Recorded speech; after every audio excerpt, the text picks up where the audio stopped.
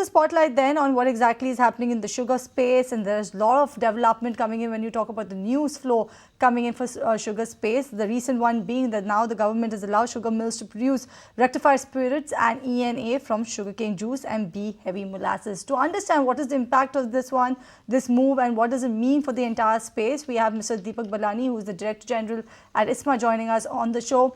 A very good afternoon to you, sir. Thank you so much for joining us on ET Now. And firstly, like I mentioned, the government has now allowed the sugar mills to produce the rectified spirit and ENA from sugarcane juice and B-heavy molasses. If you could explain to us what would this impact be on the sector, and what does it exactly mean? What's the significance of this move?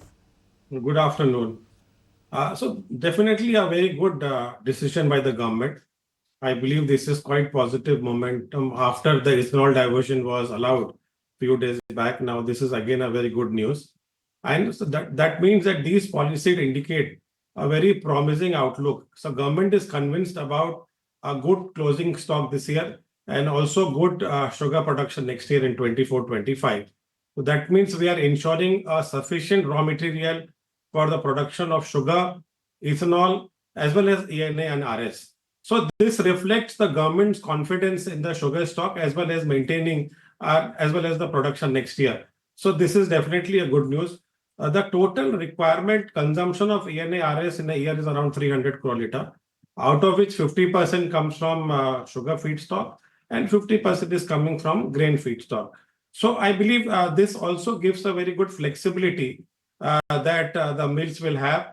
They will have the flexibility. In any case, they will be diverting almost this year, 24-25 ethanol year. The sugar feedstock will provide almost 400 to 450 crore litre of ethanol. And I believe this decision will also allow them to at least make 150 crore litre of ENA and RS. So definitely a good move, and it adds to the profitability and viability of the sugar mills. And this will allow the mills to have a better cane payment to the farmers, I believe. Right, sir. So, industry is also appealing for an increase in the ethanol prices. Do you expect anything on this to come anytime soon? Yeah, definitely. We have been talking to the government on ethanol pricing. As you know, the last time the ethanol prices were revised was way back in 22-23. After that, there was a FRP increase last year. And even for 24-25, the FRP has been already announced. So we believe that it is the high time, and we have been discussing. In fact, ISMA has given a formula based on the increase in FRP, the similar way that they had done it for last 5 years. So as per that, we are expecting certain ethanol price correction for the cane juice, the B heavy and C heavy, and we are hoping for the decision by the government very soon. And as per your formula, what is the quantum? What could be the quantum of the hike? So the cane juice, the cost, the price which we are expecting as per the formula, which has actually been used during all last in the corrections, would be around 73. And for B heavy, it would be around 67, and C would be around 60. Right. All right. Moving on then, actually, your reports have suggested that the MSP for sugar from mills will be actually increased, but nothing has come so far. What does ISMA actually expect now out of this?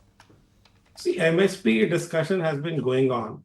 As you very well know, the MSP was last increased way back in 2018-19, when it was increased to 31 rupees. After that, there has been no movement in MSP. And for last few months, we have been discussing very closely. In fact, government had asked us to give a cost of production of sugar. So ISMA, based on a complete nationwide survey and the calculation of the weighted average state-wise, had given a cost of production which was coming to around 41 rupees.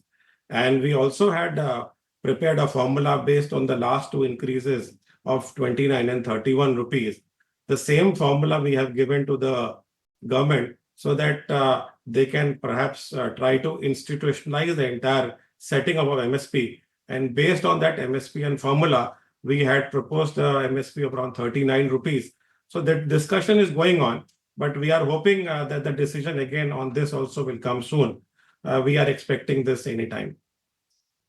All right. And now that your production estimates for this year and the next are expected to be on higher side, are you expecting government to lift that restriction that they have on sugar exports? There have been a lot of news flows surrounding that, isn't it?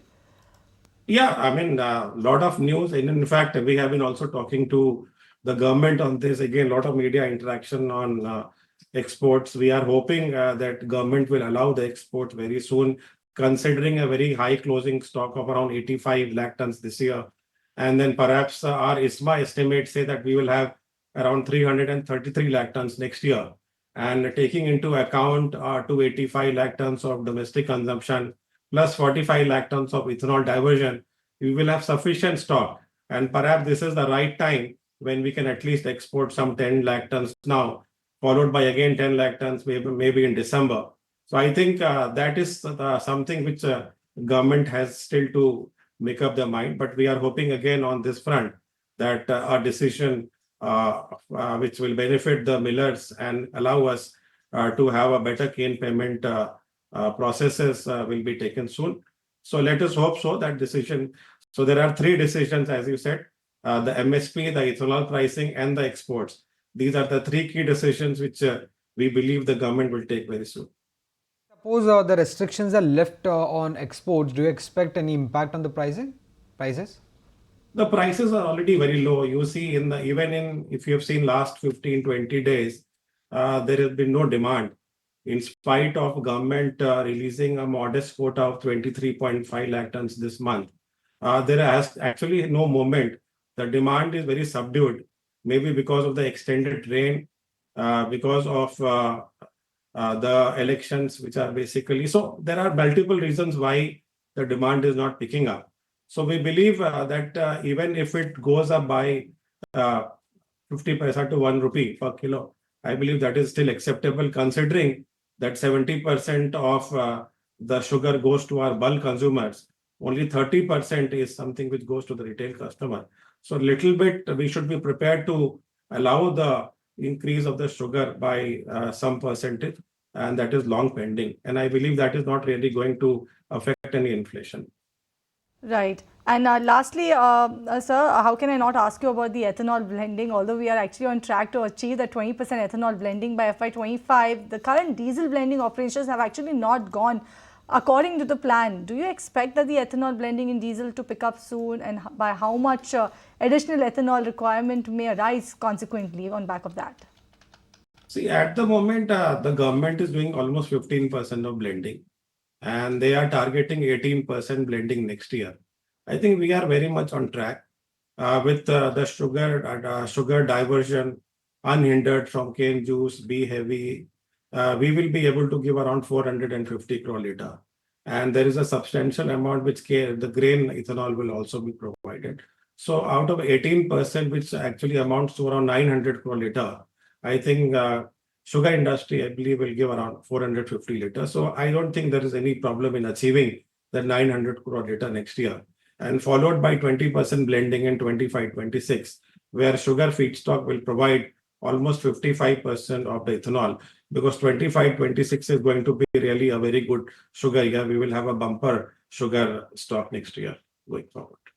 Well, thank you, sir, for joining us and for giving us all those details and for putting things into perspective. With that, If you like this video, then like, share and subscribe to ET Now.